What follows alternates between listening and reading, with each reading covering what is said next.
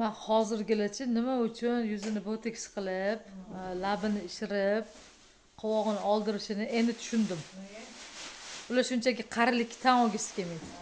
Lekin misol uchun menga yoqadi. Qaysi yoshda ajin tushadi, qaysi yoshda joyi bor. bu yoqimli misol uchun. Misol uchun Amerika kinolarida hamma artistlarning o'zining ajini bor, mimikasi bor, boshqa narsasi bor. Oq soch oqargan bo'lsa, oqroq rangi bo'yib. Oqroq rangi bo'yib. O'shaning uchun agar sun'iy go'zallikka intilayotgan odamlar bo'lsa, ular shunchaki Alloh bergan umrdan, Alloh bergan kundan qo'rqadi ular. O'ylaydiki, tamomida xunuk bo'lib ketyapman, nimadir qilishim kerak deb o'ylaydi. Aslida buni hech qachon to'g'rilay olmaysizlar. Hayot davom etaveradi, ajinlar tushaveradi.